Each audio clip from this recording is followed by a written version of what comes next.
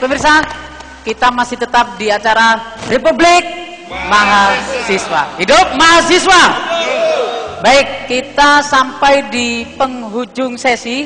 Dalam penghujung ini adalah closing statement tiap-tiap pembicara. Untuk pertama saya dari Pondok Jokowi, relawan. Monggo. Pada dasarnya kami sangat berharap kepada Pak Jokowi bahwa laksanakan tugas dengan sebaik-baiknya dan semaksimal mungkin melaksanakan janji-janji yang pernah diutarakan. Dan kemudian yang paling mendesak adalah masalah kenaikan BBM. Tolong selesaikan dulu mafia migas sebelum menaikkan BBM. Siap. Ke Muslimat Jawa Timur.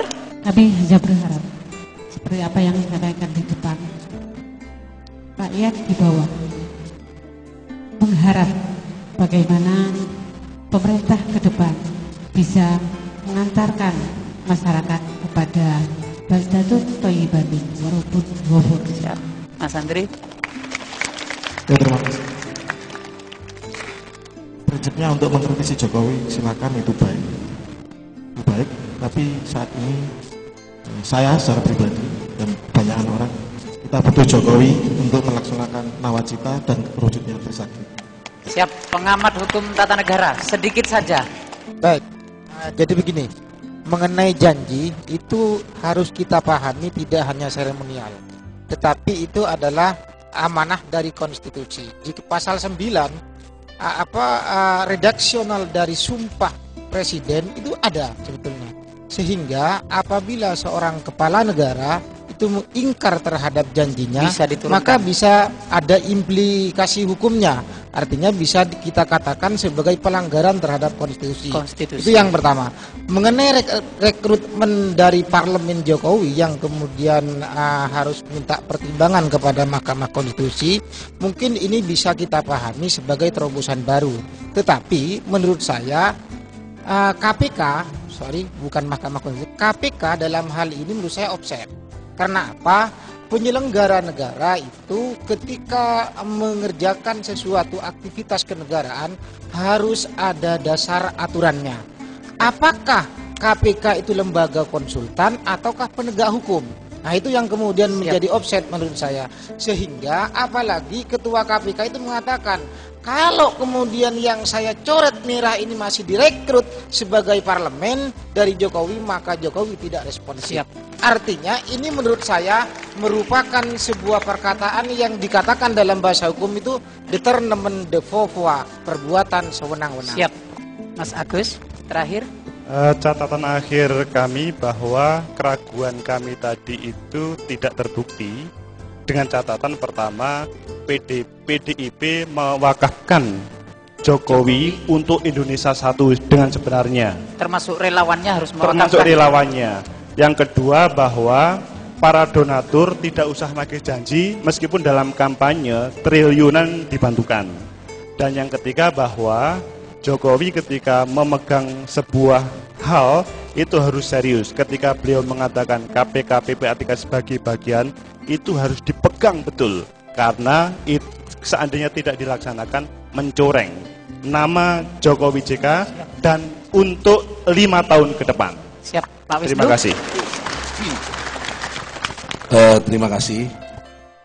Jadi kalau kita mengkoreksi program beliau, oke lah. Tapi jangan sampai memvonis kinerja beliau. Beliau belum bekerja sekarang. Baru mau mulai bekerja. Jadi kalau sampai divonis kuadrat dari pemimpin sebelumnya, itu sangat-sangat kurang. Itu yang offset menurut kita ya. Ya, sebagai bangsa kurang pas ya. Dalam situasi dan kondisi seperti ini, Indonesia seperti ini, ya, saya pikir siapapun jadi presidennya akan sulit.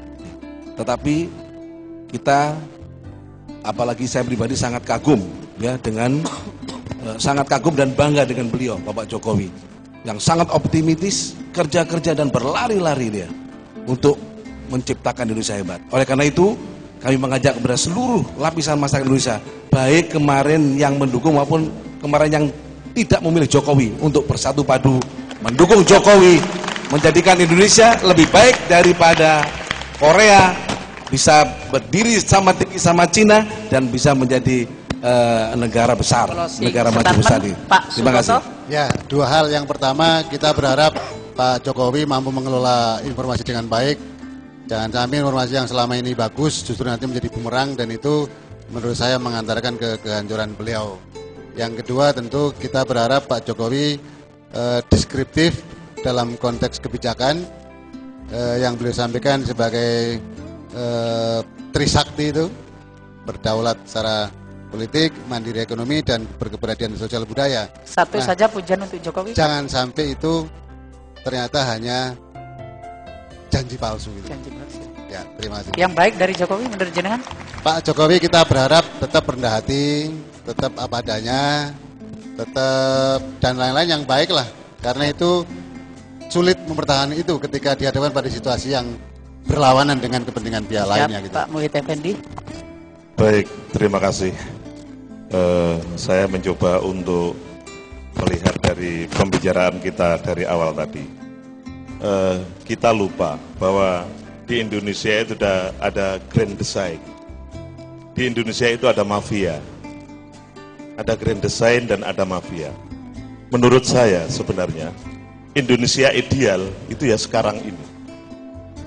Kenapa saya katakan Indonesia sekarang ideal? Zaman SBY itu SBY dengan Kabinet Indonesia Bersatu itu mutlak. Itu oposisinya hanya PDI yang agak mandul. Sekarang ini ada eksekutif, legislatif, ada masyarakat, ada kelompok-kelompok lain yang kemarin pro kontra. Jadi ini ideal. Jadi kita jangan hanya melihat praktisnya, tapi desain ini mari kita analisa bahwa sebenarnya ketika ini Jokowi, kita jangan terpengaruh oleh komentar-komentar para pengamat. Ini 1 hari sukses, kalau 7 hari nggak sukses, jangan terpengaruh dengan itu. Jadi begini, masing-masing punya gaya dan masing-masing punya ikhtiar untuk kehati-hatian. Sehingga kalau kita melihat di parlemen sekarang itu sudah luar biasa mengkritisi pemerintah. Sehingga pemerintah kalau tidak hati-hati ini bisa keblusuk. Oleh karenanya ini menurut saya sebenarnya Indonesia ideal itu ya sekarang ini. Siap. Cuma kita melihat bahwa ada beberapa yang kemarin ketika di SBY itu ada namanya Menteri Pariwisata dan Ekonomi Kreatif.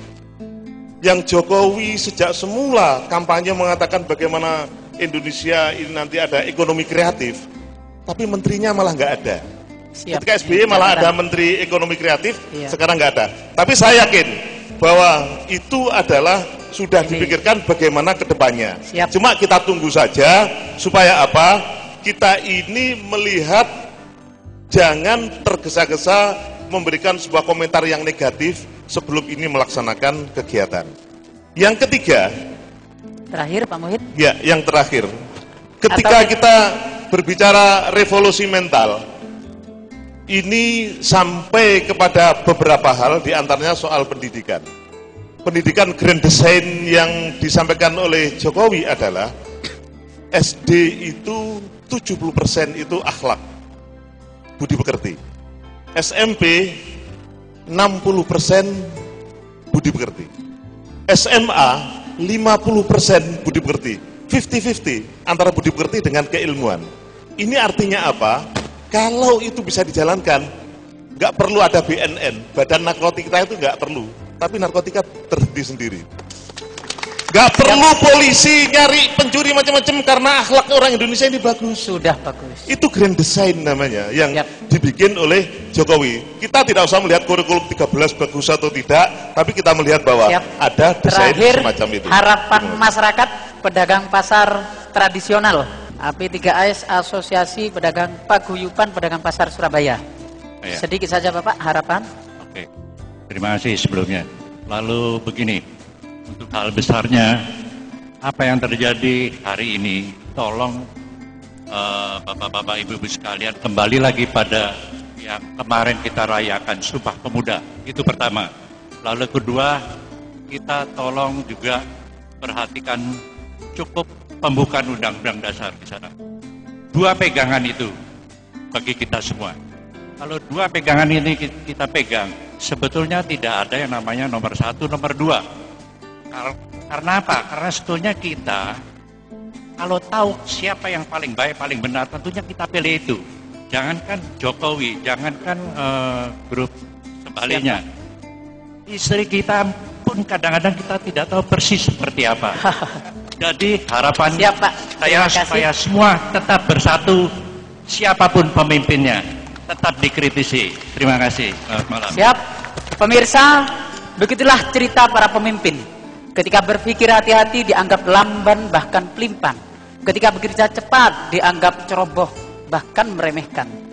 Ketika di depan dianggap pencitraan, kalau di belakang dianggap diam dan tidak ambil bagian. Maka bagi siapapun yang mau menjadi pemimpin, hanya ada satu kalimat sebagai bekal: bekerja keras dengan niat ikhlas. Selain untuk kemakmuran dan kesejahteraan rakyat, maka dari itu tidak ada kata lain. Hidup mahasiswa, hidup rakyat Indonesia. Kita berjumpa kembali di Republik Mahasiswa minggu depan. Wallahul muwaffiq ila aqwamit thoriq. Wassalamualaikum warahmatullahi wabarakatuh.